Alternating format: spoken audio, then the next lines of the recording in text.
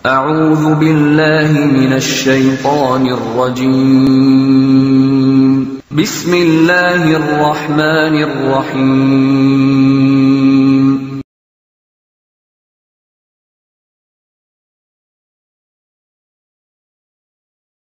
Tidak merendahkan manusia. Siapapun manusia itu, ya, khususnya adalah orang-orang yang beriman maksudnya. Kenapa? Sebab tidak ada alasan untuk kita merendahkan orang lain, memandang rendah orang lain. Ya, setidaknya ada 3 alasan. Ya, kenapa? Jadi tidak ada alasan kita untuk merendahkan orang lain, tapi ada 3 alasan kenapa kita harus menghargai orang lain, atau kita tidak boleh merendahkan orang lain. Yang pertama, ya, walaupun orang lain itu tentunya kalau kita melihat secara zahir, ya misalkan datang, kita sudah duduk di masjid atau kita berada di masjid, datang seorang yang akan ikut sholat berjamaah, ya, dari pakaiannya, penampilannya itu tidak menunjukkan dia orang yang mengerti agama. Misalkan, ya, ini kan biasanya kelihatan gitu. Orang yang belum kenal sunnah misalkan, ya, celananya isbal, kemudian tidak ada pakaiannya, bukan pakaian gamis ataupun pakaian baju muslim yang yang bagus, yang pantas gitu ya, mungkin pakai kaos oblong, celananya masih isbal, ya, mungkin bekas-bekas jenggotnya dicukur dan sebagainya. Mungkin kita akan memandang rendah orang itu, ya. Kita mungkin akan memandang kita lebih baik daripada orang itu. Tapi sebenarnya tidak boleh demikian. Kenapa? Ada 3 alasan setidaknya.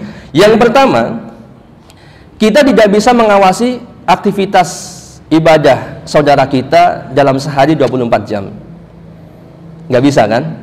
Siapa di antara kita yang bisa melihat teman kita, ya, sehari 24 jam terus berhari-hari?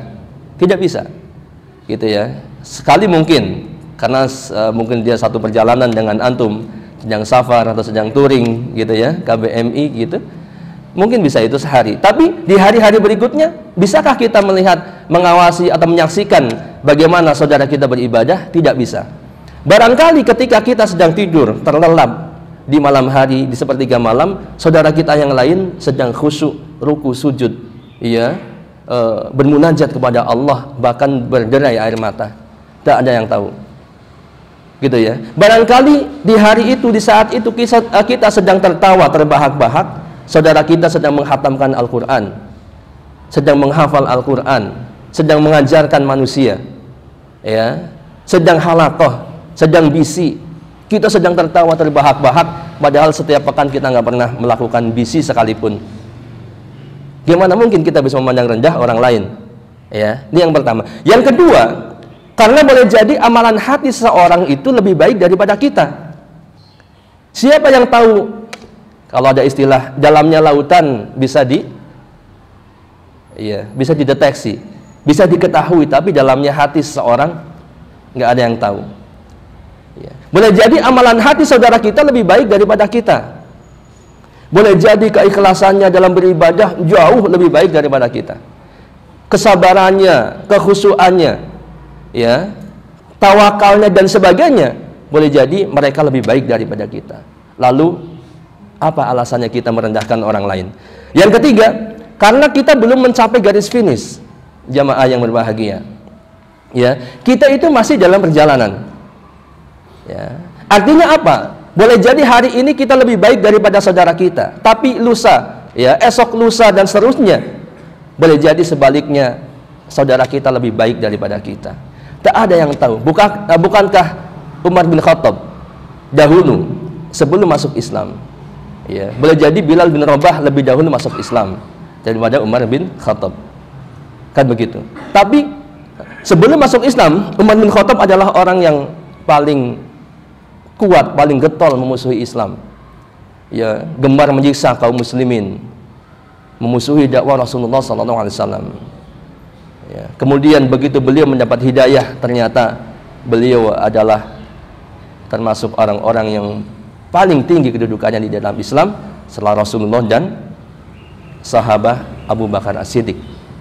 Gak ada yang tahu, ya. Jadi kita belum mencapai finish. Jangan kemudian menjudge seseorang dia tidak lebih baik daripada kita. Maka kita harus tawadhu. Kita harus menghargai orang lain ya, dan menempatkan orang lain ya jangan-jangan lebih baik daripada kita, atau dia pasti lebih baik daripada kita. Baik. Kemudian mengenai pembahasan ini ada beberapa hadis Nabi SAW tentang tawadu. Ya, yang pertama beliau bersabda, "Ma min adami illa fi ra'sihi hakamatun biyadi malakin. Fa idza tawaddu'a qila lil malaki irfa' hakamatahu. Wa idza takabbara qila lil malaki dha' hakamatahu." Tidak ada seorang Bani Adam pun, seorang manusia pun, kecuali ada di kepalanya hakamah yang ada di tangan seorang malaikat. Ya, di sini dikatakan hakamah itu adalah seperti tali kekang kuda. Ya, mungkin ada yang lebih tahu tentang ini. Ini gambarannya seperti itu. Ada hakamah yang dikendalikan oleh seorang malaikat, yang dipegang oleh seorang malaikat. Dikatakan jika dia bertawadu, maka dikatakan kepada malaikat tersebut, angkat hakamahnya. Ya, angkat hakamah itu artinya dia mulia, dia merdeka, ya. Dan jika dia sombong, dikatakan kepada malaikat tersebut, pakaikan hakamah itu. Ya. Jadi dia kedudukannya terpuruk. Begitu, ini gambaran dalam sebuah hadis ini. Yang kedua dari Abu Hurairah, dia berkata bahwa Rasulullah SAW bersabda, "Ma naqasat sadaqatun min malin wa ma zadallahu 'abdan bi'afwin illa 'izza wa ma tawadda'a ahadun lillah illa rafa'ahu Allah."